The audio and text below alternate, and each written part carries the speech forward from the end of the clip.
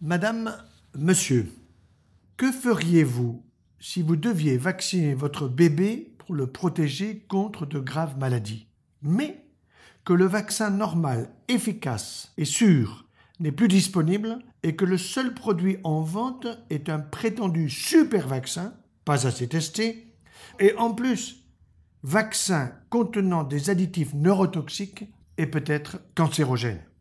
Ce cauchemar absurde, c'est une réalité pour des centaines de milliers de parents en France aujourd'hui. Ils m'interrogent régulièrement en conférence, par mail, par téléphone.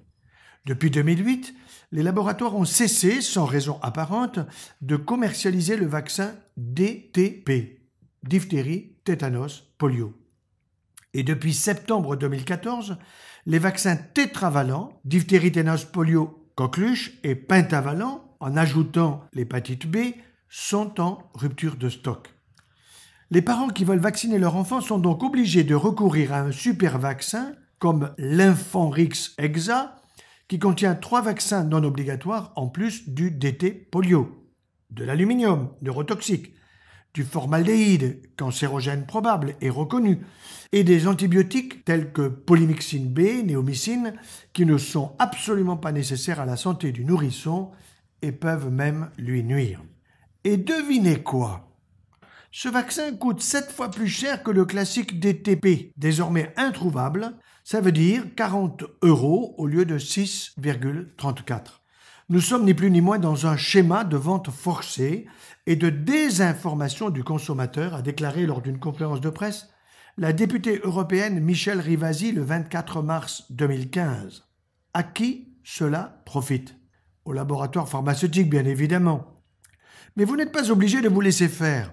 Vous pouvez créer un grand événement avec la pétition ci-dessous en rassemblant des millions de signatures de protestation. Car les vaccins multiples, qui sont les seuls disponibles, sont beaucoup trop risqués.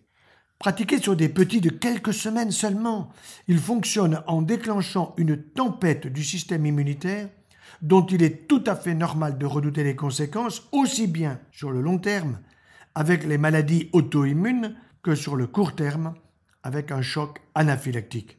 D'autre part, les vaccins actuels pentavalents et hexavalents, Infanrix, contiennent de l'aluminium et du formaldéhyde, produits toxiques. Ce sont des produits dangereux, surtout lorsqu'ils sont injectés directement à des nourrissons. Les travaux de mes collègues, les professeurs Gérardi de l'INSERM et le professeur Autier de l'hôpital Mondor, ainsi que ceux d'autres chercheurs étrangers, ont montré que ces vaccins contenant de l'aluminium restent dans les muscles sur le long terme, où ils peuvent provoquer une très grave maladie, la myofasciite à macrophages, avec beaucoup de conséquences délétères. Leurs travaux ont été publiés dans la grande revue scientifique Brain il y a déjà 15 ans. Par ailleurs, l'aluminium pénètre dans le cerveau et peut provoquer de graves maladies nerveuses comme l'Alzheimer et le Parkinson. C'est la raison pour laquelle il est fortement déconseillé d'utiliser des déodorants et produits de beauté à l'aluminium. Le formaldéhyde, quant à lui, est une substance qui a été classée comme cancérogène certain par le Centre international de recherche sur le cancer, le CIRC, qui dépend de l'Organisation mondiale de la santé. Plusieurs études ont montré que cette substance provoque des avortements spontanés, des malformations congénitales, une chute du poids à la naissance et même l'infertilité. Enfin, il est absurde et dangereux de vouloir vacciner du nourrisson de 2 mois contre l'hépatite B, sauf si les parents, et ils le savent, sont porteurs du virus. L'hépatite B est une maladie sexuellement transmissible qui ne concerne pas les bébés, ou alors qui se transmet par le sang, si l'on est infirmier, chirurgien dans le monde médical. En outre, le vaccin contre l'hépatite B est fortement soupçonné de provoquer la sclérose en plaques. À partir de 2 sources de données, celle du Système national d'assurance maladie, la CNAM, et du système de pharmacovigilance de l'ANSM, l'Agence nationale de sécurité des médicaments et de produits de santé, le docteur Dominique Lewezek a identifié une augmentation de 65% de sclérose en plaques dans les années 95-96, soit 2 ans après la campagne de vaccination de masse contre l'hépatite B qui a eu lieu en 1994 sur des enfants à peine collégiens. Le vaccin contre l'hépatite B n'a donc rien à faire dans un vaccin DTP. destinés à les tout-petits. Tout cela n'est qu'une histoire de gros sous, avec des manœuvres sournoises pour exploiter les craintes légitimes des patients mal informés. Ce sont des méthodes indignes d'une démocratie. Défendez-vous. Signez donc la pétition ci-dessous. TF1, France 2, France 3 ont parlé de ce scandale. Le 25 mars dernier, la presse annonçait que la pénurie pourrait durer toute l'année. Mais la réalité, c'est qu'aucune date n'a été annoncée ni même suggérée pour le retour du vaccin classique DTP sans aluminium. Les parents et les infirmières scolaires disent leur inquiétude sur Internet. Exemple, je suis catastrophé, je dois vacciner ma fille avant son entrée à l'école en septembre et je me sens prise au piège. Il est intolérable de devoir jouer à la roulette russe avec nos enfants. La date approche et les taux se resserrent. Une autre, je suis infirmière scolaire et partage votre désarroi.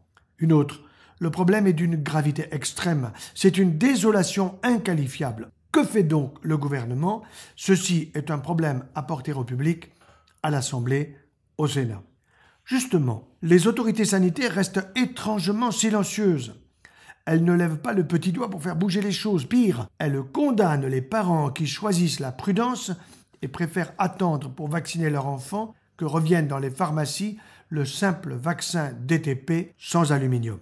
Ainsi, le 20 mars 2015, le Conseil constitutionnel de France a donné tort à deux parents, les époux Larère, qui avaient renoncé à faire vacciner leurs deux enfants en attendant le retour du vaccin DTP normal. Évidemment, ces parents avaient raison.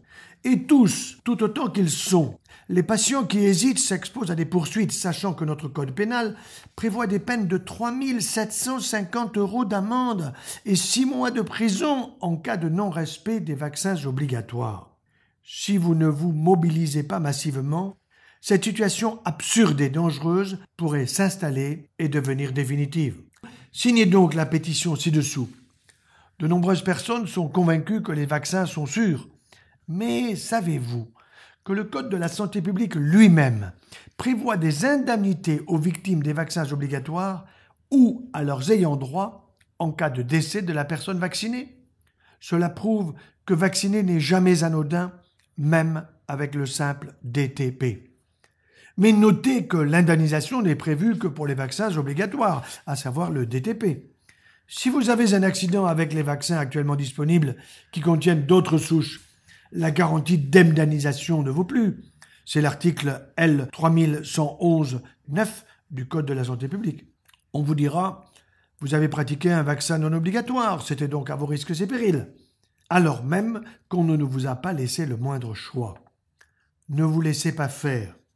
Défendez vos droits fondamentaux, y compris dans les crèches, où on risque de vous imposer ces vaccinations non nécessaires et dangereuses. Signez et faites signer cette pétition autour de vous. De mon côté, je réunis des médecins, des professionnels de santé et j'active tous mes réseaux avec l'Institut de protection pour la santé naturelle pour faire réussir cette opération. Je suis en contact évidemment avec les autorités, avec la presse pour porter ce message. Mais j'ai besoin de la preuve concrète que des centaines de milliers de citoyens soutiennent cette importante démarche. Vous seuls pouvez donner à notre requête une légitimité démocratique. C'est pourquoi il est capital que vous appuyiez le mouvement en signant cette pétition et en la transmettant à tout votre carnet d'adresses. Cela ne vous prendra que quelques secondes de votre temps. Il s'agit de notre santé et de celle de nos enfants, notre bien le plus précieux.